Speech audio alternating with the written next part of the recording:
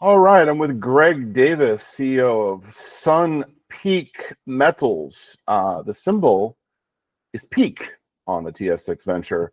And Sun Peak is a company I've known about for several years, been a shareholder a couple times. And the company's previous focus was the Shire project, which is a VMS project in Ethiopia, the northern part of Ethiopia.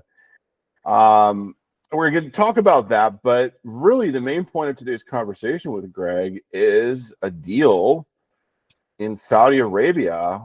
Basically, they're making a business combination with a Saudi company to explore 4 VMS deposits. So, Greg, it's great to see you. Yeah, likewise. Thanks, Robert. We have talked about VMS exploration on the west side of the Red Sea for some time. And now we get to talk about it on the east side in Saudi Arabia. And we're very happy about that. Okay, yeah. So I'm really interested to learn as much as I can from you about Saudi Arabia and the potential for, VMS deposits in Saudi Arabia. So tell us how this came about. Well, I mean, to go back even further, we've been working on the west side of the Arabian-Nubian Shield for over 20 years with a lot of success, targeting these VMS trends within the Arabian-Nubian Shield. First going back to 2002, 2003 at the Bisha deposit for Nevsun. We then continued on to apply a lot of the techniques we developed, again successfully, with Sunridge Gold on the Asmar project. And then after 2016, when those projects were bought by a Chinese company, we looked south into northern Tigray, and the theory was that the VMS trends go north-south. The border went east-west. We spent a decade and a half here. Let's go look down here. And we were very pleased that we immediately saw the same rocks and same trends, and early work had the same results. But our challenge there has been, unfortunately, conflict and political tensions. And, you and I have talked about this for some time about maybe talking about our projects and maybe visiting, but we haven't been able to. And so for the last 6 months, those projects have unfortunately been under force majeure measures. Now, ever since we started working in the Arabian-Nubian Shield, we've always had our eye on Saudi Arabia. Saudi Arabia has 650,000 square kilometers of Arabian-Nubian Shield, on the east side of the Red Sea. That is more than what we see in Egypt, Sudan, Eritrea, and northern Ethiopia combined. But it's all under one safe and stable jurisdiction. And up until 2020, the mining laws, a foreign company could only have a minority stake. The laws changed, and they made mining and metals, and critical metals in particular, a key part of their economy going forward, and it's actually called their third pillar, of course. So it's been pushed and supported by the leadership in Saudi Arabia, and it's created this opportunity. So for the last few years, they've had the FMF, the Future of Metals Forum in Riyadh in January, and it's made a lot of eyes on the potential in the Arabian-Nubian Shield on the east side. And I've said to you earlier that if you look on Google Maps and turn on the satellite photo, you can actually see it from space. You can see the Arabian-Nubian Shield on both sides of the Red Sea, the formation. It's quite easy to see. But it's not just that we're after. We dial in and take a rifle approach on these VMS trends within it. So we don't just land grab. We look for these favorable geology and these trends within the Arabian-Nubian Shield. And SDC's projects that we are acquiring are exactly that. It's the same kind of zones and mineralization that we've seen in Eritrea and Ethiopia. And we'll apply the same techniques in exploration. But the difference is we can get started immediately. And what our goal is to really become the marquee explorer and developer in Saudi Arabia, by applying the techniques that we've developed over the last 2 decades and proven successful. Couple that with the stable regime and all the incentive programs from the government to fast track these things towards production. We got to do it right, of course. We got to, take into account the environmental and the social aspects, but that we always do that. But we're able to go full speed ahead, apply these techniques as fast as possible to explore. And so it's our objective to start defining multiple biches and multiple embedderals as quick as possible. And I guess to summarize, our exploration efforts will be two parts, where after all is said and done, we will acquire at this point about 1,000 square kilometers in Saudi Arabia of what we see as high potential VMS and orogenic gold. They run in parallel structures.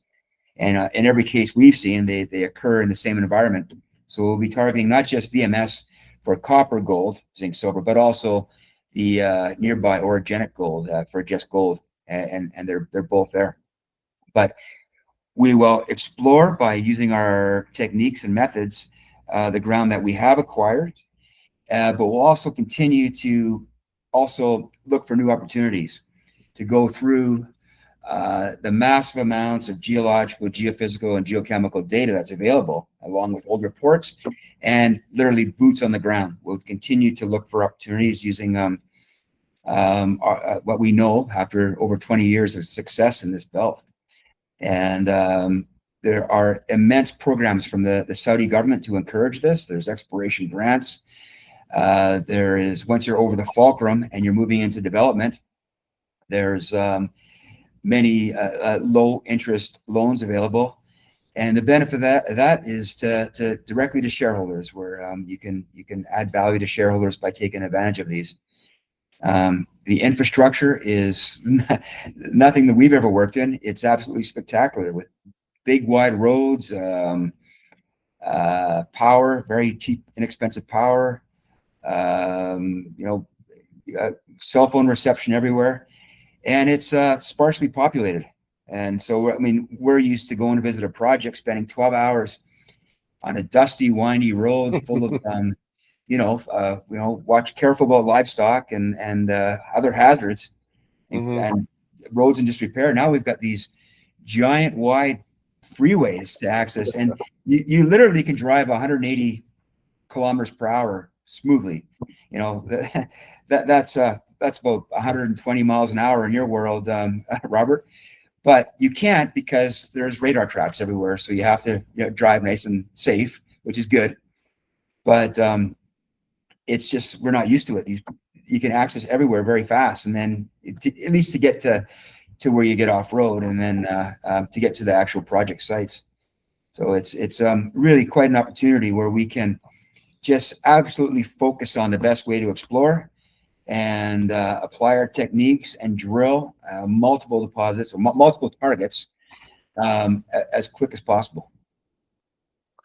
Yeah, I've got so many questions. It's very, very interesting. So it sounds like you found a new version of the state of Arizona, basically like a huge desert with highways and metals in the ground in high concentrations in certain areas. So you're looking for VMS and orogenic gold in Saudi Arabia. So my first question is, tell me about the history of mining in Saudi Arabia. Are there some famous deposits that have been found there historically, and which tools are you going to use to find these new deposits? Well, yeah, absolutely. Historically, I mean, there's ancient gold mines going back around the area of Medina and north Medina, going back like thousands of years. And then interesting, on our projects, on our VMS projects, there's been historic mining of copper and processing it through crude methods, which must have been absolutely laborious. And the result is we find these massive fields of slag, the gangue, the waste material. And what they've done, it looks like, is they probably, before they mined it out hundreds of years ago, it was probably a ridge, and they identified the copper in it. So they processed it, left maybe, I'm just guessing, we don't know yet, but maybe down 4 meters, 5 meters, and then got too deep and left it. So now over time, it's all filled in with sand, but we're finding all the slag. And then by digging around and trenching, we're finding the actual large VMS roots. So that's a very, very nice head start. And we will trench, to expose fresh rock where the sand is filled in. And then we'll also apply all our usual methods that have worked, airborne methods first. Of course, prospecting and mapping and getting a detailed geological understanding of the rock formation around it. Some of the tools we like are ground gravity methods, which worked very, very well at Bisha and at Madero, which really targeted the drilling on the successes there, because the massive sulfide material has a specific gravity of 4.5, whereas the country rock is 2.6. So the contrast shows up very nice if there's a significant tonnage. So we'll apply those methods, which we always have, and also ground electromagnetic methods, looking for conductors. And we can do this very rapidly. We can just drive there, get the equipment, do it, and follow up by drilling. No seasons, no waiting, we're building a in-country team right now, consisting of Saudi country manager, Saudi geologists. We're bringing other geologists that we worked with in the past from other countries, and going to arm ourselves with a small fleet of Hiluxes and get to work. And I'm here in Saudi right now, as you mentioned. We're building our Rolodex of drill companies. I was going to ask you, the drill contractors, that's critical. So I take it that they do have an industry there and they have some experience in this. They do. I mean, there's been formerly the state mining company called Modern, which has been active and it really, dominated the mining scene over the last 30 years. They still do, of course, but there is a lot of ground, and they use a lot of drills, so they are available. We will lean on some of our old contacts of companies that we've used in the past, and the service network that we've developed with some goodwill to get drills and procure them. But we're confident we can do that. I mean, that's there's drill companies very anxious to move into Saudi because they see it opening up. But and we are really first in our world of a junior mining exploration company. Okay, so let's talk about the business combination. So Sun Peak is basically merging with a Saudi, incorporated company, and it looks like it's a 60-40 split, with Sun Peak shareholders having the 60% of the new company. Can you give us the details of what this new company is going to look like? Is there going to be any changes to the Peak stock symbol and stuff like that? No changes to the symbol. It'll be a business combination where Sun Peak will issue shares in Sun Peak to take up that 40% in exchange for shares in the other company. So the ultimate, after the deal is complete, there'll be 40% more shares out, but we'll have a equivalent project package on the Saudi Arabian side of the Red Sea. The symbol will remain the same. Senior management will remain the same. We're going to beef up our board a little bit. We've already announced that Jim Paterson will be coming on. I'm sure you know Jim from the Discovery Group, and yes, long track record there. We'll be adding some other significant names too, and we're working with some Saudis that potentially could come onto our board, which would be something that we would really like, to have a local presence. One of my jobs here on this trip is we're interviewing people and continuing to build our team, our Saudi team. So at this point in time, would you say that Sun Peak's focus is Saudi Arabia? Well, right now, that is where we can get to work. Now, I want to make this clear. We are absolutely not walking away from the Sherry project. That is, geologically magnificent. We're on that same trend that we previously worked on to the north and around the Asmara project with Sun Ridge. that trend, we share that trend with Newmont. We've both been exploring there for 7 years. We both had to halt activities due to conflict, and both Newmont and us have licenses in good standing under force majeure conditions.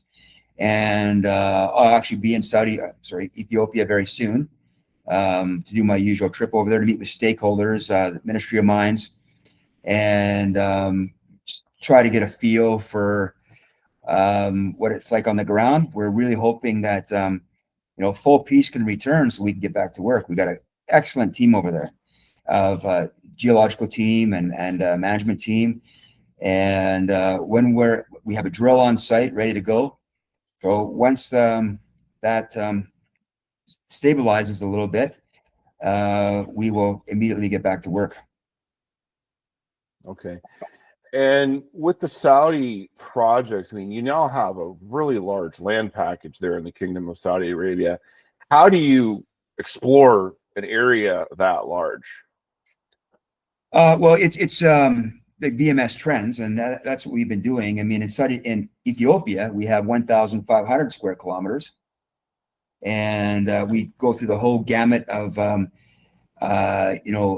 remote sensing to get a real good feel to dial into some areas. Airborne electromagnetics and mag, which can be efficiently cover the whole project. And then we dial it into to areas that we've defined of the suture zones for VMS or orogenic gold. And of course, boots in the ground is crucial at that point to do proper geological mapping and sampling, and trying to get an idea for the geological model.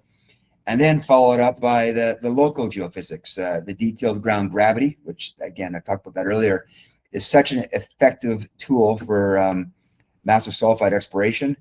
And time domain electromagnetics, which again will help to find conductors, and it gives you a real good 3D picture to depth of the shape and the geometry of this potential conductor. So if it ties into what you're seeing on the surface, then it's time to drill.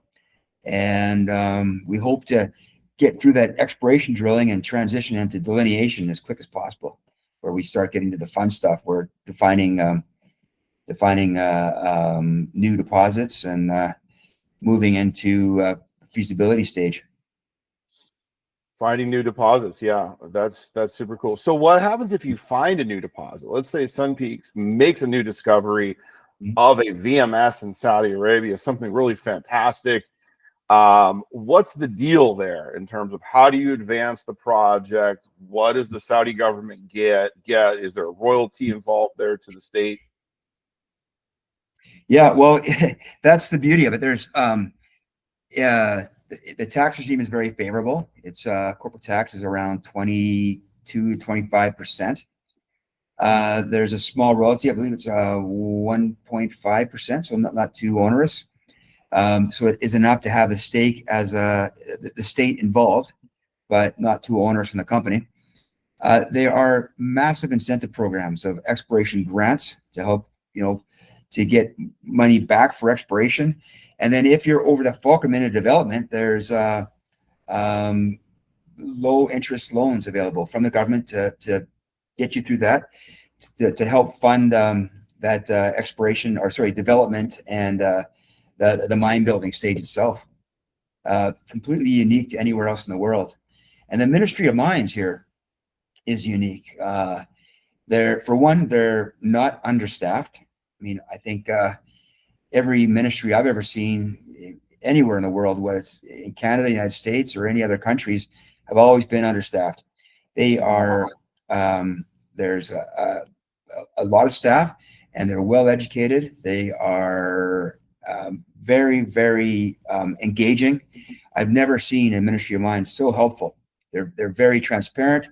They communicate well. If you have any questions, if you submit something, an application, and you miss, crossing a T or dotting an I or something like that, typically you don't find out for 3 months, but they'll get right back to you and say, hey, we reviewed this. We saw you're deficient on this. And at first you think, oh no, but they're helping you. So I've never seen anything like it. It's just such a pleasure to work here. Sounds like Saudi Arabia is a bit of an oasis for the hard rock mining industry in 2025. It's so interesting to see this happen because of like, I'm an American. I think back to 9/11, 20 Mhm. years ago, some of the stuff that we were told about Saudi Arabia and sort of like, don't go there. Total game change in 2025. Like I would feel totally comfortable traveling there. Um, and it's a total shift in the way the government is running the country, quite frankly, and the fact that they want foreign investment and they want to build a stronger economy that's diversified away from just oil, right? Yep, absolutely, Robert. That, as I mentioned earlier, they have these new pillars of the economy, including tourism. That's something they never promoted before, but the tourism here is amazing. You know, the countryside, the desert is beautiful. The Red Sea offers like incredible resorts. And then the third pillar, as they call it, is critical metals. And so that's why there's this huge push and encouragement. There's the Vision 2020, which they sorry, Vision 2030, with the objective of bringing 10 new world-class mines into production in the next 6 years. It has the geology to support it. It has the infrastructure to make it happen, and it has all the components in place. And our company, we want to be a part of that. We want to contribute to that goal of having 10 new mines, in the pipeline.